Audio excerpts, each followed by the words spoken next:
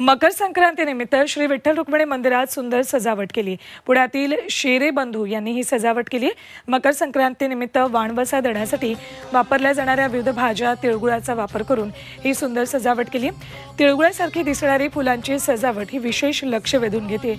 पहाटेपासूनच महिलांनी रुक्मिणी मातेला वाणवसा देण्यासाठी गर्दी केली आहे। याचा आढावा घेतला आमचे प्रतिनिधी सचिन कसबे यांनी। आज मकर संक्रांतीचा सण आहे आणि या निमित्तानं पंढरपूरमध्ये श्री विठ्ठल रुक्मिणीच्या मंदिरामध्ये आपण ही वेगळ्या पद्धतीची सजावट केलेली बघतोय।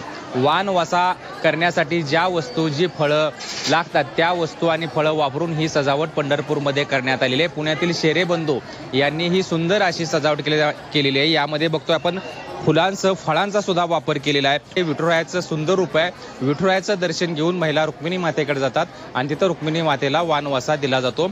विठुरायाच्या गळ्यात अमृत नोनी आर्थो प्लस, ये एक प्रूवन फॉर्मूला है। इसमें मौजूद नोनी फल के गुण और आयुर्वेदिक जड़ी बूटियां शरीर को जरूरी पोषक तत्व देने के साथ साथ हड्डियों और जोड़ों के घिसने, उनमें होने वाले सूजन और दर्द को रोकने में मदद करता है। दर्द मुक्त जीवन के लिए अमृत नोनी आर्थो प्लस। आज तिळगुळाचे दागिने परिधान करण्यात आलेले आहेत। आपण बघतो ही महिलांची गर्दी आज मोठ्या प्रमाणात झालेली आहे आणि महिलांची गर्दी होत असल्याने श्री विठ्ठल रुक्मिणी मंदिर समितीकडून महिलांच्या दर्शनासाठी व्यवस्थित दर्शन रांग करण्यात आले। जवळपास 15 शेडपर्यंत महिलांच्या दर्शनाची रांग गेल्याचं आपल्याला पाहायला मिळतंय आणि ह्या सुंदर सजावटीमुळे पंढरपूरचं विठुरायाचं हे मंदिर अधिकच खुलून दिसत आहे। कॅमेरा पर्सन राजू मिसाळसह सचिन कसबे, झी मीडिया, पंढरपूर।